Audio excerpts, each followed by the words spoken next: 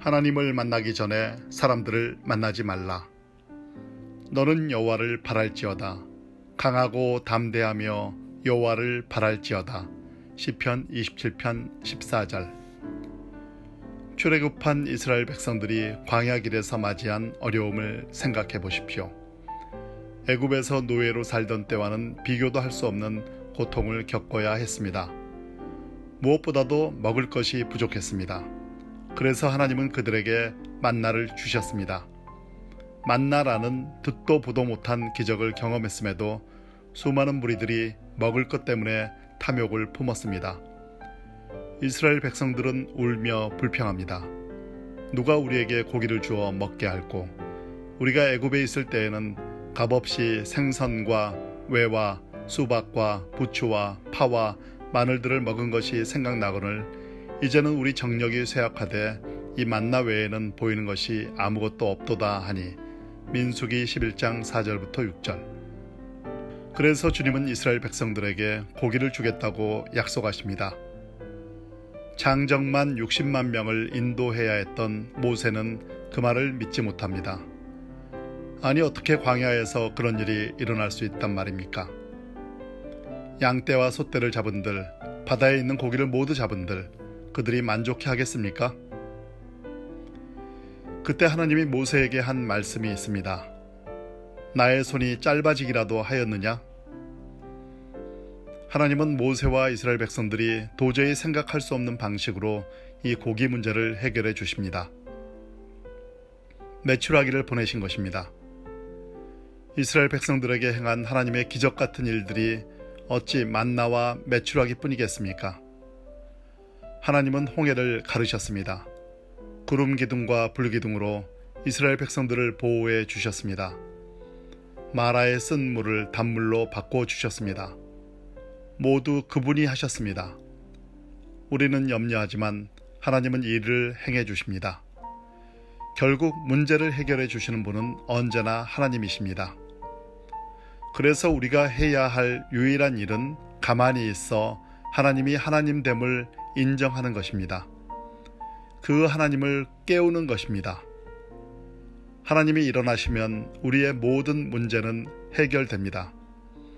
듣도 보도 못한 방식으로 말입니다. 이런 사실을 발견한 성경의 인물들은 모든 힘을 다해 하나님이 일하시게 했습니다. 모세도 이사야도 수없이 주님을 깨웠습니다. 주님 일어나십시오.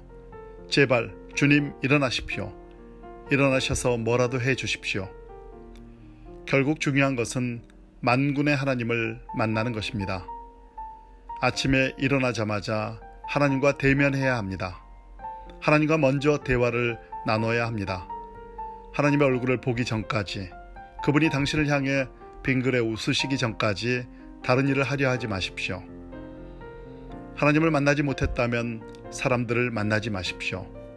그저 가만히 있으세요. 나는 아침에 일어나서 하나님의 이름을 부릅니다. 그리고 그분에게 말합니다. 하나님, 오늘도 저를 다스려 주세요. 저는 가만히 있겠습니다. 하나님 친히 해 주세요. 저는 그것을 보겠나이다.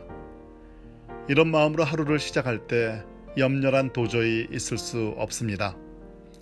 신자에게 있어 염려는 불신앙의 표시입니다. 아니 만군의 여호와가 나를 위해 일하시는데 어떻게 근심과 걱정을 할 수 있단 말입니까? 오늘날 우리의 문제는 너무나 번잡하다는 데 있습니다. 자기 나름대로 온갖 머리를 써서 일을 해보려 문제를 풀려 합니다. 그러다 보면 하나님께 기회를 드리지 못합니다. 가만히 있어 하나님께 기회를 드리십시오. 오직 그분만을 기대하고 바라보십시오. 하나님이 일하시게 하십시오. 그러면 우리도 일어나게 됩니다. 듣도 보도 못한 하나님의 방식으로 문제는 사라집니다. 기도드리겠습니다. 하나님, 오늘 먼저 당신과 대화를 나누기 원합니다. 당신은 영광의 주님이십니다. 먼저 당신을 찾습니다. 저를 찾아와 주시옵소서. 오늘도 당신이 행하시는 일을 바라보게 해 주십시오. 저의 생각을 내려놓고 오직 하나님만 구하게 해 주십시오. 오늘 저는 가만히 있겠나이다. 당신이 행하시는 일을, 당신의 빙글에 웃는 모습을 보고 싶습니다. 세상의 모습이 아니라 하나님의 웃는 모습이 저의 힘이고 소망입니다. 하나님, 저를 다스려 주시옵소서. 예수님의 이름으로 기도드립니다. 아멘.